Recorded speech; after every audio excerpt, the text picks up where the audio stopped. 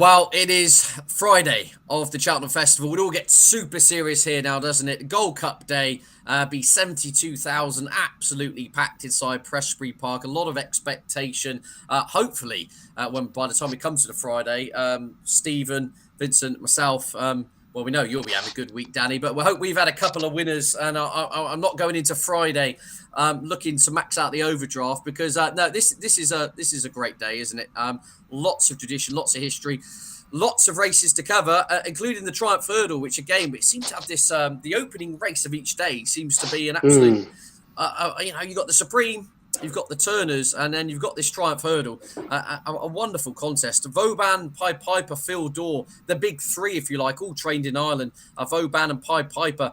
Vauban has been, of course, a subject of a lot of support in recent times. There wasn't much between Vauban and Pied Piper when they met on their penultimate start. Phil Dore, of course, who's the horse who set the standard for most of the season, and he was behind Vauban last time out. And then you're into the English contingent, if you like. Porticello, of course, who hacked up at Haydock last time out. Knight Salute, who won the Adonis. And then a few others. Danny, fascinating race this. Tactics are going to play a part. It sounds like Gordon Elliott, with the same ownership, is going to let both Pied Piper and Phil Dore have a crack at Vauban. What we saw of Vauban last time out seems to be a horse, a real turn of foot, I think it's fair to say. Yeah, definitely. And, as you say, Vauban and Pied Piper, their form is quite closely matched on that Punchestown maiden hurdle. And both of them went on to frank it since. Vauban winning the Grade 1 at the Dublin Festival, and Pied Piper winning very impressively in Cheltenham. Phil Dore wasn't disgraced that day in Leopardstown behind Vauban, but the one I like in the race at a slightly bigger price is the horse that was third in Leopardstown. I rode him that day, Ile Tom, for Willie Mullins. First run over hurdles, jumped a little bit green and slow early on in the race, learned a lot as the race went on, and was only 5 lengths behind Vauban, having its first start over hurdles. I thought that was quite impressive, and with the potential to improve, I think he could be one that could cause an upset here. Yeah, well, he's 14-1 still, a fairly big price. I saw Vincent nodding in agreement there. I mean, do you see this as a 3-horse race? I mean, to begin with, out of the big three in inverted commas, I mean, which one would you be siding with? And then if you're not convinced by their claims overall, are you looking at a double-figure priced horse to get in the mix here? The thing to take into account here is the Triumph. These horses, they've all been running over 2 miles, standard stuff. And it's always the case every year. They're 3-year-olds up to Christmas, they're 4-year-olds after Christmas coming through, and they all run over 2 miles. This race is 2 miles, 179 yards with a stiff uphill finish. It takes a certain type of horse to win a Triumph. I've had a look at some of the winners of the race previously. You look at horses like Comanche Court, went on to win an Irish Grand National. Tiger Roll won this, went on to win 2 Grand Nationals in Aintree. You have Burning Victory, second in a Cesarewitch last year. You have Celestial Halo won a long distance hurdle by 17 lengths. You have Farclap most recently ran second to Run Wild Fred in the Troytown. Like, you need a stayer. Stamina. That's what they ultimately turned out to be, the stayers. So you need something with stamina. And of the big three, the one who screams stamina at me is Phil Dore. I'll be surprised if Phil Dore, if this race is a true run race up the hill, everything else, I'd like to be on Phil Dore against Vauban. I'm sure Vauban has far more talent and is a much better horse, but it's all speed. I don't think this will suit Vauban particularly, because I think it'll turn into a slog by the end of it. And for me, Phil Dore is the one. Pied Piper, according to the Elliott team, they thought they only had one contender for the Triumph going back 2 months ago, which was Phil Dore, and then all of a sudden Pied Piper came out of the woodwork. The same could happen with the horse that Danny was on about that ran behind these at the Dublin Racing Festival. Again, it's like the Supreme. You're dealing with horses here that they're very unexposed. They could be improving at a rapid rate, and we just don't know. They're only 4-year-olds, so something could easily pop out of the woodwork here, something we're not expecting, and it could well be the horse that Danny mentioned. But it could, for me, of the big three, if they all run the races, I'd be happy to side with Phil Dore, because I think he'll definitely stay the trip. Yeah, it's fascinating. I mean, Stephen, we've got very different types of horses here, haven't we? Obviously, Pied Piper and Vauban being ex-flat horses, clearly not devoid of toe. Yeah. You've got Phil Dore, looks the proper grinder in here. I suppose the ground, in some respects, 2 miles, 1 furlong on the new course. If the ground became very testing, I suppose you'd argue that would swing it more to the stamina type. So you in the Phil Dore camp then? Yeah, I'm quite surprised at the market here. It often happens that when a horse gets beaten, gets immediately dismissed as though he'll never beat the horse that beats it a length and a half ever again. And one of them's now 7-4, and the other one's 7-1. And I thought Phil Dore set too slow a tempo and got done for pace. This is the classic glider against the grinder, isn't it? Phil Dore is the grinder, the galloper, the finder for pressure, whereas Vauban has got speed and looks all class. I mean, Vauban was sent off 9-4 on for his hurdling debut in a 20-runner race and bumped into Pied Piper. It's quite amazing the confidence behind it. The Bush Telegraph has obviously made a mess of the last flight as well, didn't he? Yeah, very costly. I mean, very impressive the other day, Vauban. But it was speed rather than stamina, and the extra furlong will definitely suit. I think you could make a really good case for betting Phil Dore each way.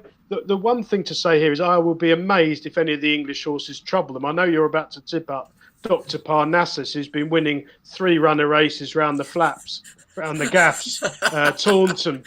I'd be amazed if he was good enough. This is another classic race where the Irish horses are miles clear of the English. I mean, I'm so old, Ed, that I can remember horses like Countrywide Flame Ring winning at 33-1. This used to be another bookmaker's benefit, a low-grade juvenile hurdle where anything could win, and they're all in a heat. They're all rated about 80 on the flat, and anything happened, and it was a cavalry charge.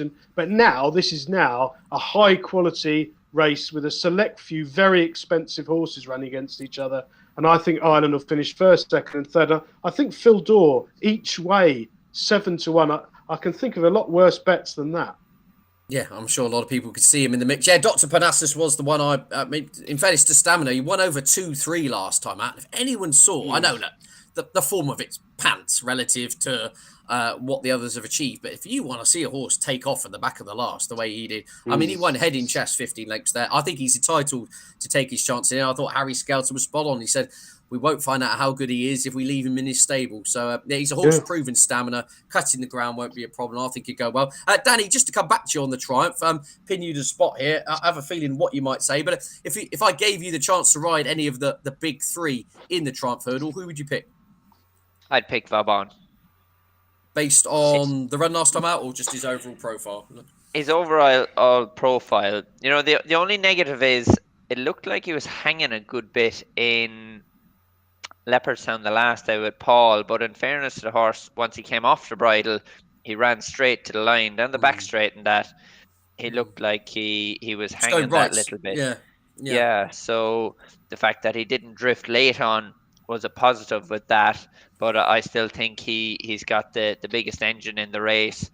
Now, who knows how much more Piper had up his sleeve in Cheltenham, and possibly if it gets into a real slog, Vincent's angle on the race with Phil Dore could be one to come true. I don't think he has the class to do it, and I think there's enough, top class riders riding the fancied ones here that they're not going to get lock horns too early, and it will go to possibly Vauban or Piper. But I think the Il Est Temps for Willie is definitely not out of it.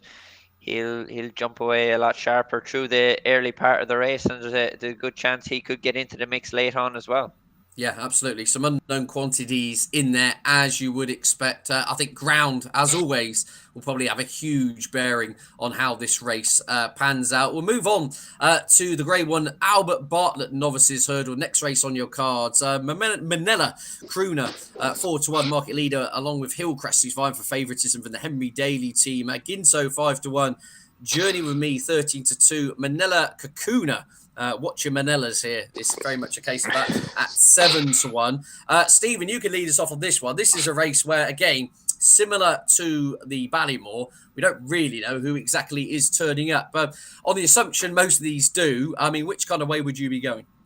Yeah, this looks at least 5-1 the field. When Manila Kakuna won the other day, without flattering Danny, he gave it a brilliant ride. He got a breather in, having got a clear lead, got a breather in coming to 2 out, and then went again. I didn't think Hollow Games was seen to best effect again. I haven't thought that the last twice. He's been patiently ridden and finished with running left.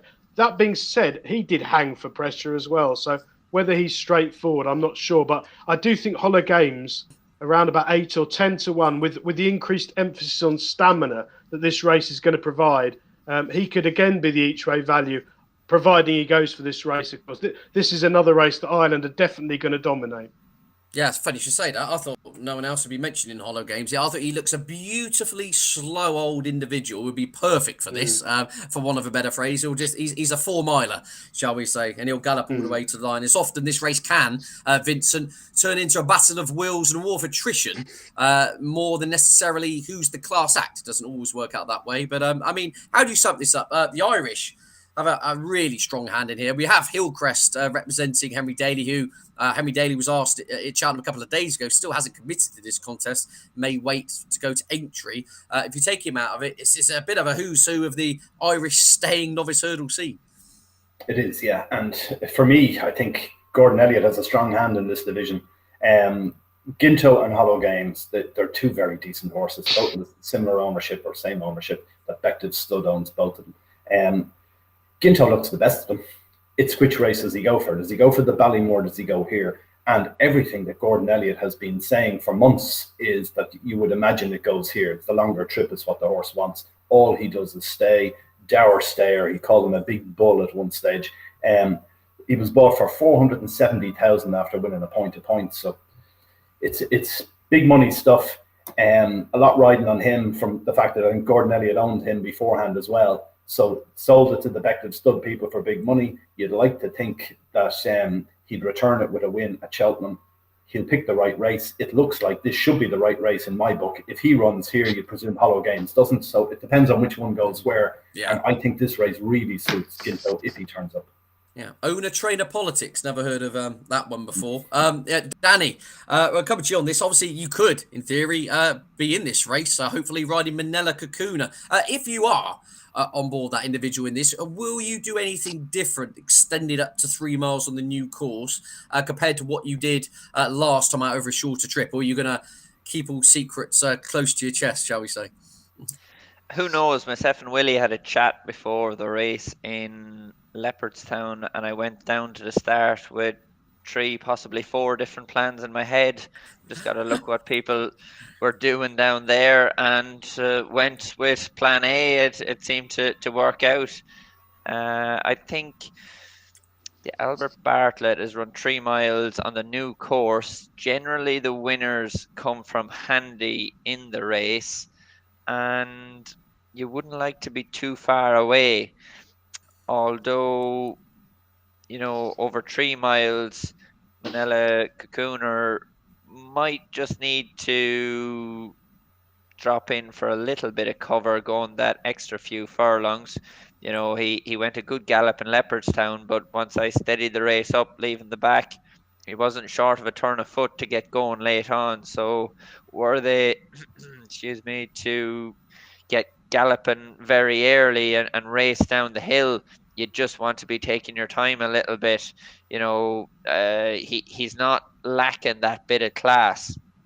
There's a horse here of Willie's also that I think has a big chance at slightly bigger price. He hasn't been seen since Christmas. Is Hensey, won in Limerick over Christmas. He, to me, looks like a real stayer. I'm not 100% sure does he go for this race, but I think he'd fit in to the type of horse you need for it. It was only 2 miles he won over in Limerick at Christmas. Heavy ground. I think he jumped the second last in front, possibly got headed and got back up, showed that little bit of class to get back up and win again, stepping up to 3 miles here in a race that can throw up a big outsider. I think it's plenty of value in Hensey.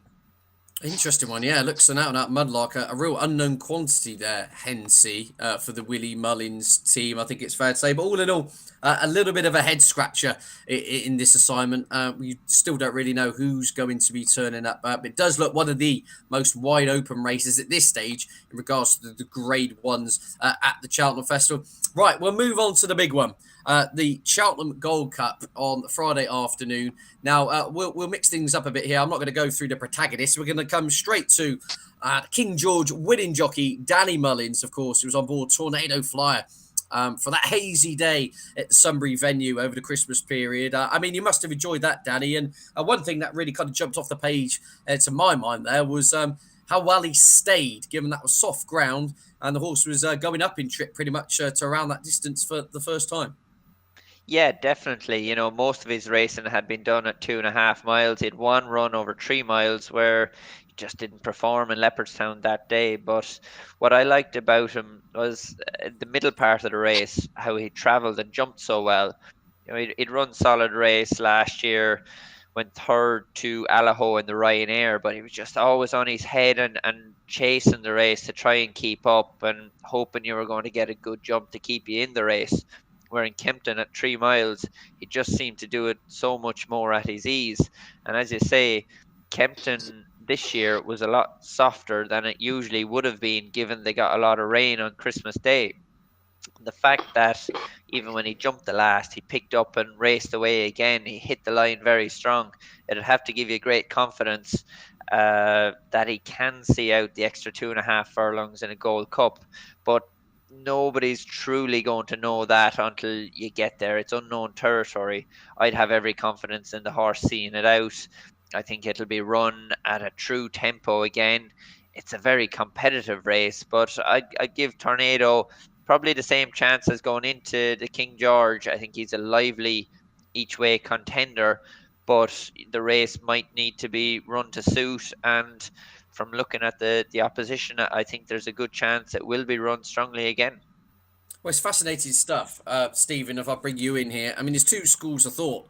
Number one is you have a King George winner at 14-1, which if you go back through the record books, King George winners that season are pretty much habitually started about 5-1 or shorter. So in some ways, he could be massively overpriced given what he's done. The other school of thought is Flanders Oboe's fluffed his line since, Frodon's fluffed his line since the race, in inverted commas, fell apart a little bit. I mean, which side of the fence are you sitting on? Very much the latter. It was an appalling King George. The forms worked out diabolically, and Danny was in the right place at the right time from well off a very strong pace. The horse I think the horse will stay fine, but I just don't think he's good enough. I think he probably is about 25-1 chance, something like that. Things happen in the Gold Cup. I don't think this is a very competitive Gold Cup. I mean, it's very unoriginal, but I think A Plus Tard is a rock-solid favourite, and I think the best form is the form with Galvin, and they are the front two, and they're well clear of the rest. I mean, you scroll down them, the horse of Dan Skelton's Protectorate, I don't think he's good enough. I don't think he'll get up the hill in a soft ground Gold Cup that's truly run. Conflated, got a very good ride winning the other day. He's unexposed, but the ground will be different. This trip will test him. I don't think he'll stay. Album Photos reportedly not working well. He's old enough to smoke.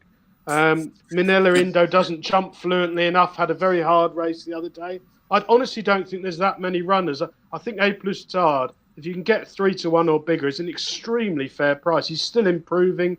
He's run 2 blinders this season at a time when the yard was out of form. He's got a good record at Cheltenham. He ran an absolute screamer last year. He's going forwards. And I think Galvin, who got the absolute run of the race when beating A Plus Tard. A Plus Tard did too much too soon when Galvin beat him. But Galvin is a thorough stayer with a brilliant Cheltenham record, stays 4 miles.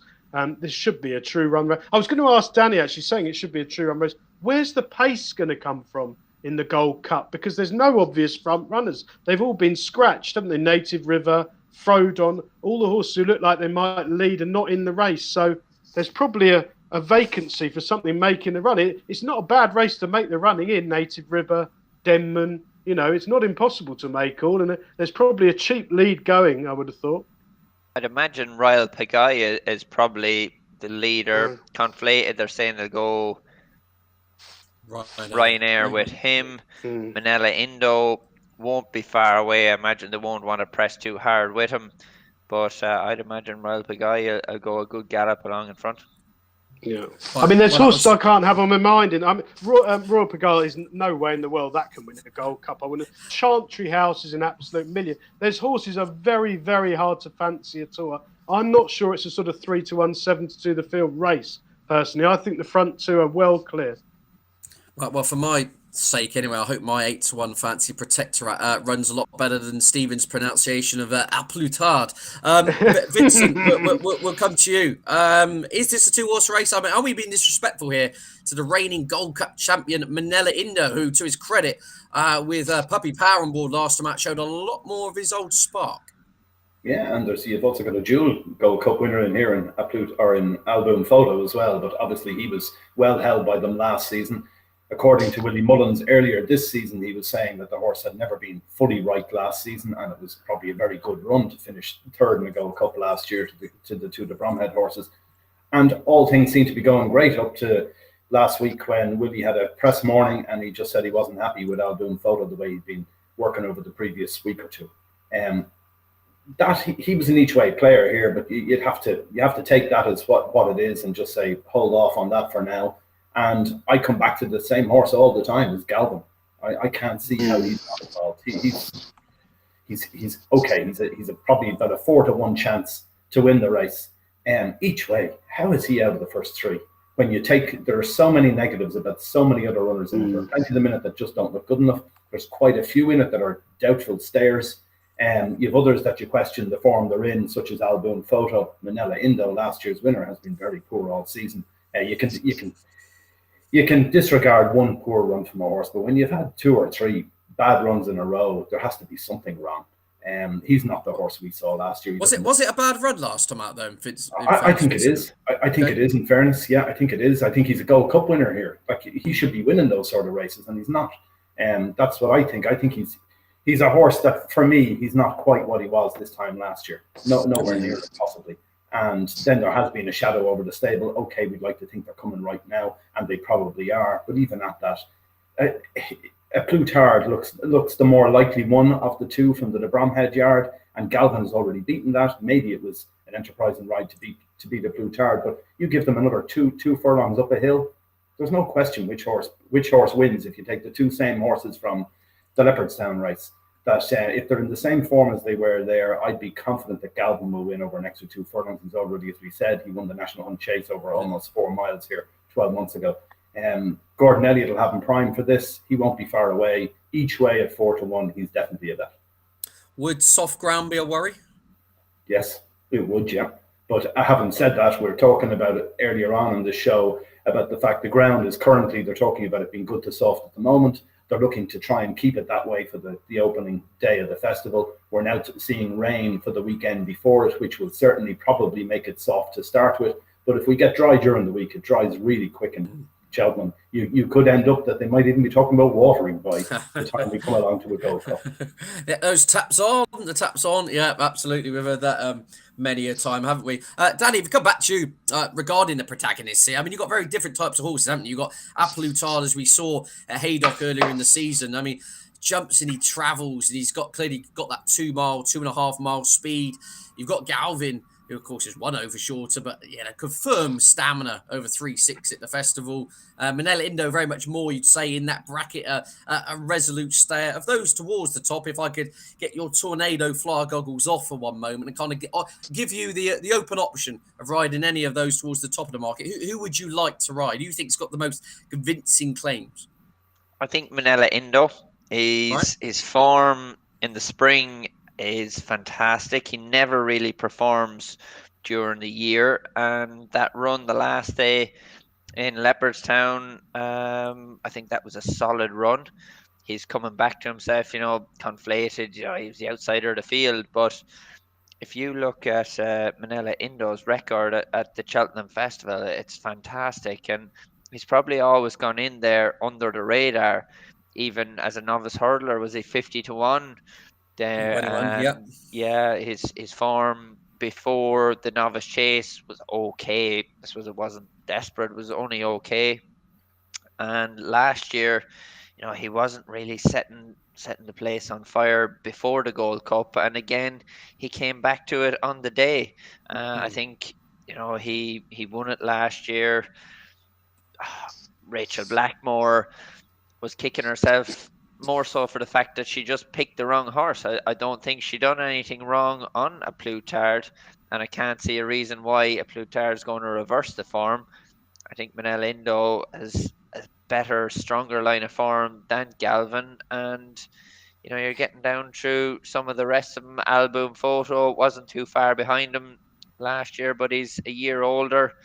Reports, Willie is not happy with him. It's a negative as well. And I think Manel Indo is the one they all have to beat. Yeah, well, it's interesting you should say that, mentioning Rachel Blackmore. I mean, we'll presume she will be on the Plutard, and sounds like Robbie Power could be coming in for the ride on this one. So a very split opinion on here. So just to confirm, as it is the biggest race pretty much of the week, we're coming to you first then, Vincent. Your Team Galvin.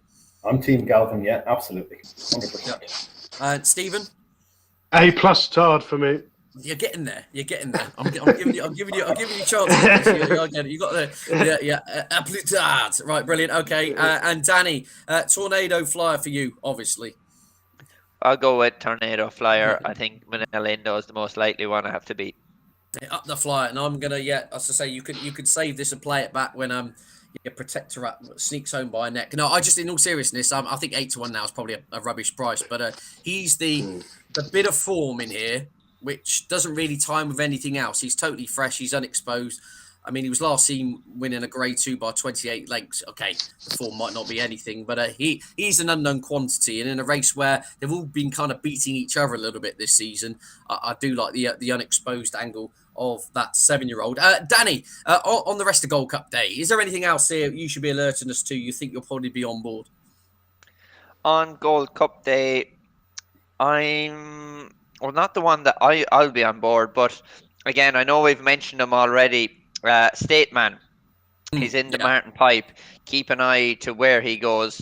If he goes to Coral Cup, it's obviously earlier in the week, but Willie's record in the Martin Pipe is fantastic. I think he could be a very good bet in that, and also in the Fox Hunters. I think Billaway has a great chance of getting his head in front this year. He's gone close before now. Yeah, interesting stuff. It's funny you should mention that State Man. Obviously, Langer Dan last year bumped into a horse called Galloping the Champ, who was 9 stone well in. I suppose Team Skelton, they'll be tearing their hair out if State Man turns up and does a similar thing to him this time round. Vincent, yourself, anything jumping off the page? Yeah, I like a couple of horses in the counties. A horse called Top Bandit, Gordon Elliott horse. He took 5 goes to win a bumper, but he's been a revelation over hurdles. He's won his last 3. Including at Cheltenham in October. I think he'll take a bit of beating. He's only £4 higher his UK rating to his Irish one, so he's pretty much on parity compared to some of the Irish horses.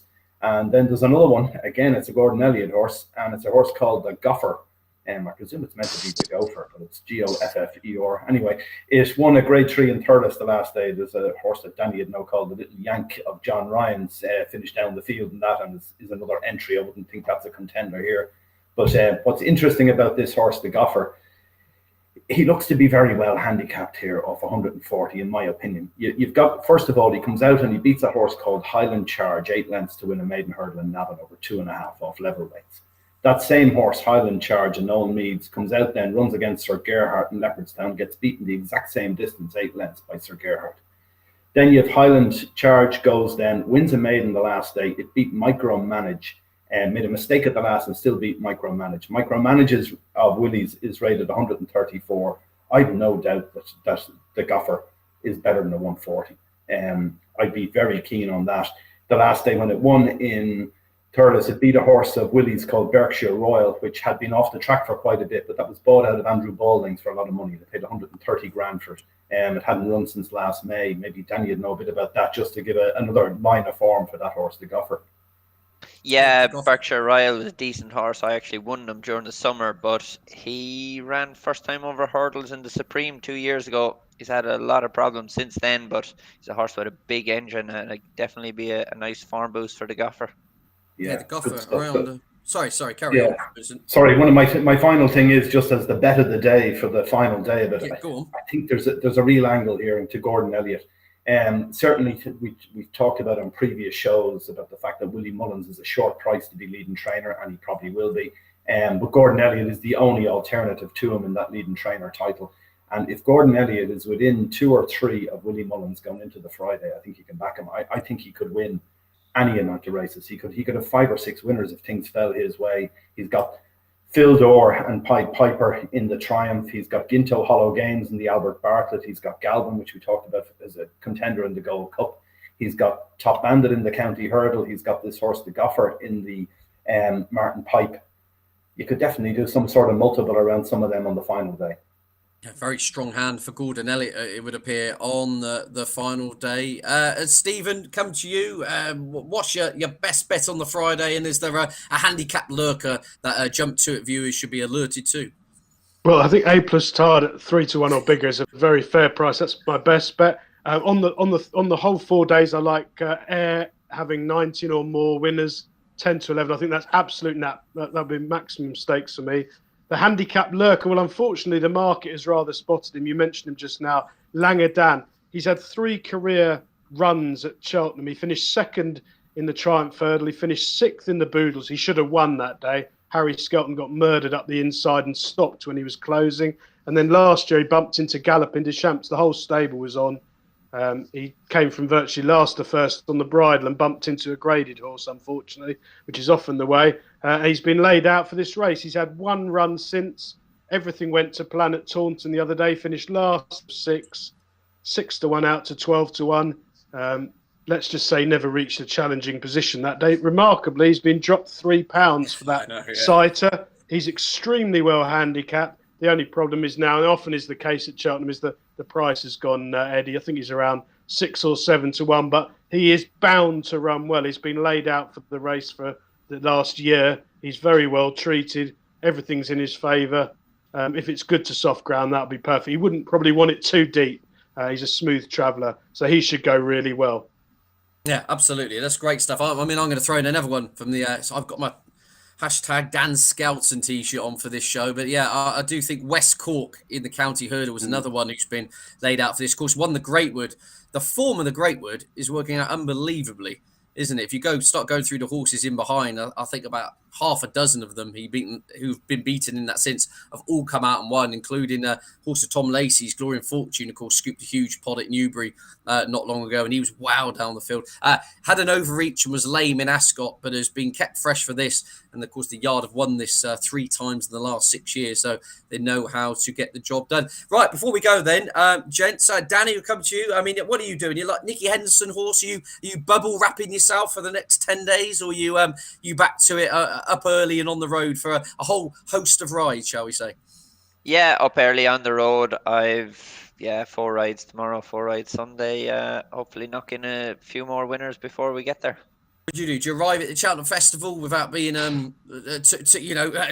invading your privacy? I mean, do you get there? Have you got a tradition? Do you arrive on the Sunday or the Monday night, late doors, Tuesday morning? Is there any kind of Willie Mullins routine which you're kind of accustomed to now, if that makes sense?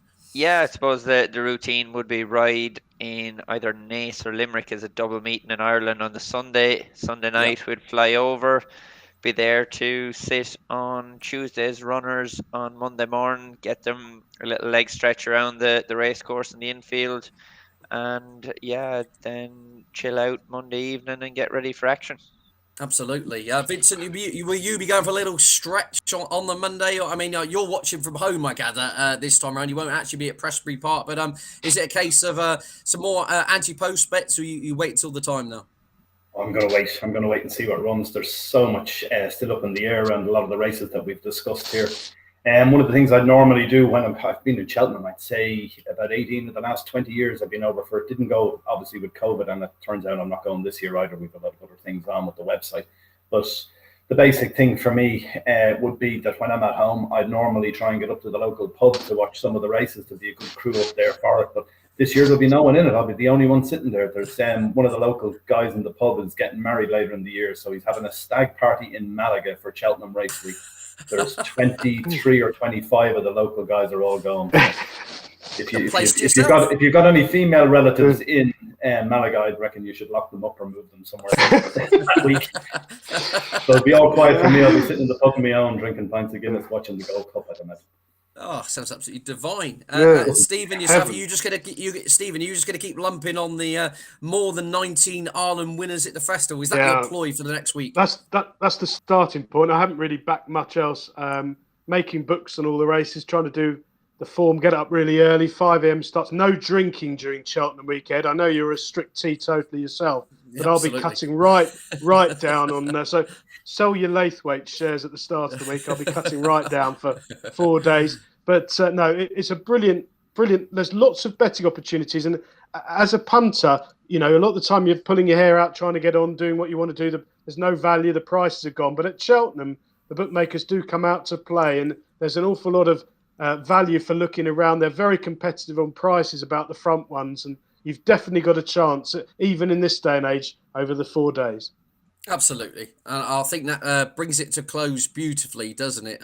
Some really exciting stuff to look forward to. And my thanks, of course, to Vincent, to you, Stephen, and a special thanks to you, Danny, for taking the time out to listen to us rattle on for well over 2 hours. No, many thanks. Really is appreciated for your insights. And I hope you at home have made a note of all those great insights of Danny there. Lots of different angles and lots of horses, stuff behind the scenes, which, of course, we don't always get to see. And yeah, thanks for you for watching at home. Don't forget to keep checking out irishracing.com for all the latest news, views, and features, and all things Cheltenham Festival related, and bettingexpert.com too to check out all Stephen's selections. Many thanks once again to the panel. Thank you at home for watching. We'll see you again soon.